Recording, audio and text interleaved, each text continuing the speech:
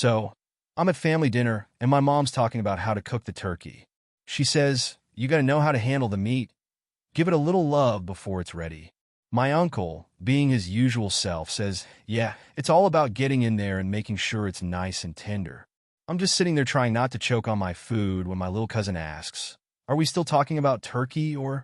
Then my dad, in his infinite wisdom, goes, you gotta know when to pull out before it gets out of hand. At this point, my grandma, who's way too innocent, nods and says, I know exactly what you mean, sweetie. Happens all the time when I try to fold the towels. I thought I was going to die from embarrassment. Next story. The family game night. It's family game night, right? We're playing charades, and my uncle's up. He starts acting out something with very suggestive movements. I'm talking full-on air humping here. My cousin, who's probably way too young for this, looks at him and goes, wait, is this a game about cooking or?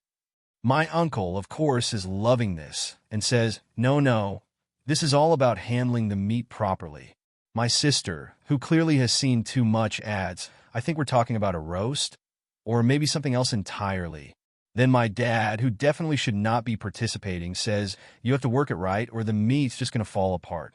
Grandma, who didn't get the memo, says, oh honey, that's what I say about the mashed potatoes. You got to be gentle with them or they get lumpy. I'm pretty sure we all need a break from the game at this point. TLDR, charades became a lesson in how to handle your meat. And game night? Total disaster. I hope you enjoyed these. Let me know if you need more stories or anything else. First story.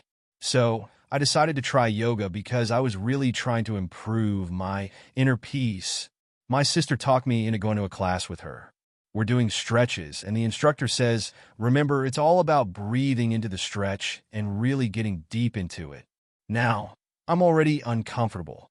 But then the instructor goes, push your hips forward, open your chest, and feel the stretch in your lower body. At this point, I feel like I'm in a weird adult film, and my sister is side-eyeing me like, you good? Then the instructor says, focus on your center. You'll know when it's getting tight. Just breathe through it. I try to hold in my laughter, but it's hard, especially when my mom, who's also in the class, says, yeah, you've got to really loosen up to get the best results, sweetie. I honestly don't know if I'm in yoga or at a very inappropriate family gathering. Story 2. The car wash incident. So, I'm at the car wash with my dad, right? We're waiting for the car to get cleaned, and he starts talking about how he always gets a deep clean when he goes. He says, you really have to make sure they get in there and scrub every inch of it. At this point, I'm pretty sure I'm not talking about a car anymore. My dad continues, a good wash can really clean you up, but you need the right pressure. You don't want them to go too hard, or it's just uncomfortable. I'm cringing in the front seat when my dad, with zero shame, turns to me and says, you've got to be careful with these things. Sometimes, they take longer than you expect, but they'll make it look perfect. I'm just sitting there wondering how the hell we got here. Then my brother pipes up, yeah, Dad, I know. It's like cleaning a dirty car, but with a little extra push. I need therapy, and the car wash guy is definitely judging us. Story 3. The dentist visit. So, I had to go to the dentist. You know, the usual sitting in the chair, getting poked around. But then the hygienist says, okay, we're going to start with a deep clean and make sure we get in all the crevices. I'm trying not to laugh, but then she goes, don't worry, we'll be gentle. You don't want it too hard, or it'll be uncomfortable. At this point, I'm wondering if I accidentally walked into the wrong room. Then the dentist, who looks like he's seen some things, says, it's all about the technique. You've got to be thorough, but not too rough. I'm about 30 seconds away from booking an appointment to talk to a therapist because, at this point, I'm convinced everyone in this office needs a serious reality check. And just when I think it's over, my mom, who's sitting in the waiting area, texts me, remember, don't let them get too deep in there, or you'll be sore tomorrow. I'm done. I need a nap and maybe a whole new dentist. So, my parents decided to hire a new babysitter for me and my younger brother. She's super nice, but she's one of those I'm so innocent types. We're all just chilling in the living room, watching TV, when she says, okay, guys, let's play a game. How about we play truth or dare? I'm looking at her like, did she just really say that? So, we start playing, and my brother, being 8 years old and ridiculously naive, goes, I dare you to kiss the wall. She's like, well, that's weird, but I'll do it. So she gets up, gently kisses the wall, and turns around. My brother, looking dead serious, says, okay, now it's your turn. Truth or dares? She picks truth, and my brother says, have you ever kissed someone on the lips? Now this babysitter, who's probably 22, gets really flustered and says, well, that's personal, so I'll just dare you to go to bed early. At this point, I'm pretty sure we need to cancel this babysitter before things get out of hand. I don't need a 22-year-old who can't handle a simple game of truth or dare babysitting me. Next story, the fitness class fiasco. So, I joined this fancy fitness class to get in shape. It's one of those intimate workout sessions where the instructor tries to act like we're all friends while she guides us through each move. She says, all right, everyone, it's time to really work those hips. Get in close and make sure you feel it. I'm over here wondering if I signed up for a workout class or a bachelorette party. She continues, push those hips forward. Feel the tension, don't be afraid to get a little low. By now, I'm convinced she's trying to get us all to sign up for something far more intimate than fitness. Then she says, all right, let's get those arms involved. Pull it in close. Now push it out. The entire class is now a weird combination of bad choreography and suggestive motions. I'm just standing there thinking, this isn't fitness. This is an audition for a late-night infomercial.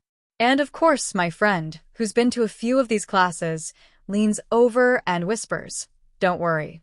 It gets even more uncomfortable next week. Next story, the cooking show disaster. So, I'm watching this new cooking show with my family. The chef starts off by saying, all right, you want your dish to have the right texture. You have to be really gentle with it and make sure you massage it in all the right places. Now, my mom, who's already way too excited about food, leans in and says, ooh, yes. You've got to get your hands in there and make sure it's really tender. Then the chef starts going on about how to fill it up just right, but not too much. And I'm thinking, are we still talking about cooking or something else? My dad, totally oblivious, says, yeah, don't forget to handle it gently, or you might ruin the whole thing. At this point, I'm looking around the room, trying to figure out who's actually uncomfortable, but everyone is so into it. My brother starts laughing, and my mom asks, what's so funny? He says, can we just eat already, or should we massage the chicken some more?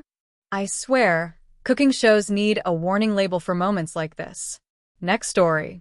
So, it's family barbecue time, right? My dad's on the grill, talking about how perfect the steaks need to be. He says, you've got to really work it, make sure the meat is nice and juicy. My uncle, of course, can't resist. Yeah, you don't want it too dry. Nobody likes a dry steak. I'm just staring at my plate, trying to avoid eye contact with my cousin, who's now looking around the table like he's just walked into the Twilight Zone. Then my dad, who clearly has zero shame, adds, it's like life. You need the right heat and timing, or it's over too soon.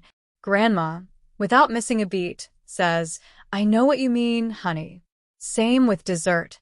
You don't want it too cold, or it's a real disappointment.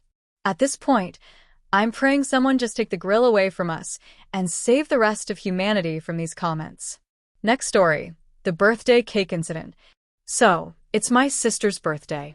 We're all singing happy birthday, and then it's time for cake. My mom, trying to get the candles lit, says, you've got to blow on it just right, so the flames go out. My uncle, who thinks he's hilarious, goes, yeah, it's all about how you blow. You don't want to do it too fast, or you'll just make a mess. At this point, my sister's face is turning red, my cousin's lost in thought, and I'm just sitting there wondering how much more awkward this could get. Then my dad says, it's like blowing out a candle. You've got to know when to stop or you'll burn yourself. Grandma, again, says, sweetie, I know exactly what you mean. Happens every time I try to eat a hot dog. I think I lost a few years off my life that night. Next story. The awkward family vacation. So my family goes on this road trip, and my dad insists on driving the whole time. After a few hours, he starts getting really chatty, like way too chatty. He says, I always thought if we got lost, it'd be fun to find our way back as a team. My little brother, just trying to be helpful, says, yeah, Dad, that's like life, right? My mom, dead serious, says, exactly. It's about knowing when to turn and when to keep going. I'm in the back seat just thinking, why did I sign up for this torture? At that moment, we all realize we're lost. My dad turns around and says, "It's okay, I know exactly where I'm going." He then proceeds to pull over to ask for directions. I'm convinced this trip is going to break my sanity. Dad's driving on a team-building road trip turned into an emotional disaster. Should have stayed home. Next story. They help with homework. My little cousin asked my aunt to help him with his homework. My aunt, being the overachiever she is, starts explaining it in the most complicated way possible. "No, sweetie, it's all about understanding the concept," she says, drawing out complex math equations. My cousin looks at her like she's speaking a foreign language, and then he just goes, can't you just do it?" The silence that followed was so thick, you could feel the collective disappointment in the room. My aunt just sighed, took a deep breath, and said, "Fine, let me just break it down for you." I think we all needed therapy after that. Aunt tries to help with homework, but ends up overcomplicating it. My cousin may never trust an adult again. Next story. The family dance-off. It's New Year's Eve, and my mom decides to throw a little dance-off in the living room. My dad, who has zero rhythm, is the first to go, and he starts doing this awkward shuffle. My mom yells, "Come on, honey, you gotta feel the beat." My brother then goes up, acting like he's auditioning for So You Think You Can Dance, pulling off all these crazy moves. My mom, with her competitive spirit, starts trying to outdance him and does the most ridiculous hip wiggle. The whole time, I'm just sitting there thinking, why are we doing this? What happened to the traditional New Year's kiss? New Year's Eve dance-off became a comedy show. Someone please get my parents out of the spotlight. Next story. The cooking disaster. My dad tries to cook dinner, and it's a disaster from the start. He pulls out all these ingredients and says, "I'm going to improvise, like a chef." He starts throwing spices everywhere, and soon the kitchen smells like burnt rubber. My mom walks in and says, "What's that smell? You didn't burn the chicken, did you?" Dad, in a panic, replies, "No. It's called caramelization." My mom just looks at him and says, "Caramelization isn't blackened meat." At dinner, we all pretend to eat it, but every bite is a struggle. I think my dad's new career as a chef is officially over. Dad's cooking skills got roasted. Never again. Next story. The family photo fiasco. Every year, my family takes a group photo to send to relatives. This year, my little brother decides it's his moment to shine. Right as the camera clicks, he pulls this ridiculous face, like a mix between a duck and a giraffe. Everyone else looks great, but his face is the highlight of the photo. My dad, with his classic dad humor, says, "Well, at least we won't forget this year's photos." My mom, deadpan, says, "Great, now I've got to explain to your grandparents why your face looks like that." My brother just shrugs like it's no big deal. We've got a new family heirloom for sure. Family photo went from perfect to awkward in 2 seconds. My brother's face will haunt us forever. Next story. The awkward Thanksgiving toast. At Thanksgiving dinner, my aunt decided to make a toast.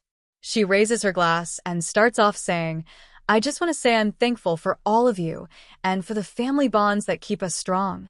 My uncle, trying to be funny, chimes in, "Yeah, and I'm thankful for extra gravy." My aunt looks at him, rolls her eyes, and says, "Well, you can't have too much gravy if you're going to stay healthy." The whole table falls silent. I just stared at my plate, wondering if this is what the holidays are all about. My uncle says, "Well, you didn't need to make it so awkward." Thanksgiving toast went from heartfelt to awkward roast real quick. Next story. The family secret. So, my grandma has this family secret that she's been guarding for years. One day, out of nowhere, she decides to reveal it. She says, "I've got something to share with all of you. Your great-grandfather once. Well, he had a secret family." We all freeze. My dad starts sweating, my mom gets wide-eyed, and I swear I can hear crickets. Then my grandma just smiles and says, "I'm kidding. He just liked to collect stamps." We all just stared at her, unsure whether to laugh or cry. My dad quietly whispers, "You can't just say that stuff with no warning." Grandma reveals a family secret that wasn't a secret at all. My heart still hasn't recovered. Next story. The Christmas gift fail. Christmas morning. My cousin opens her gift for me, and it's a spa set. She stares at it for a second and then says, "I think you're trying to tell me something." I'm immediately mortified, like, what? No. I just thought it'd be a nice gift. My aunt, overhearing, says, "Well, I wouldn't mind a spa day myself." Suddenly, everyone's talking about massages, relaxation, and bubble baths. It's like a scene from a weird infomercial. My cousin just looks at me and says, "Next year, just get me socks." Noted. Christmas gift went from thoughtful to awkward real fast. Spa day? More like spa fail. Next story. The parent-teacher conference. So, my parents go to my parent-teacher conference and my teacher says, "Your child is very creative." My mom beams with pride, but then the teacher says, "But sometimes that creativity is expressed through, alternative interpretations of class assignments." My dad looks at me like, "What did you do?" I just sit there thinking, I didn't mean to draw that, okay? It was a flower, not a questionable object. The rest of the meeting is spent with my parents trying to explain my artistic vision while I sink deeper into my chair. Parent-teacher conference turned into a creative disaster. My artistic interpretations need a lot of work. Next story. The joking Christmas toast. Christmas dinner. My uncle stands up to make a toast and says, "I just want to say, we're all blessed to be here. And I'm thankful that we're all still alive after last year's burnt turkey." My dad, trying to keep it light, laughs and says, "Yeah, we nearly called the fire department." My mom, a bit too serious, says, "I was this close to calling the fire department." Then my cousin, trying to join in, says, "I think next year we should just eat pizza." The whole table goes dead silent.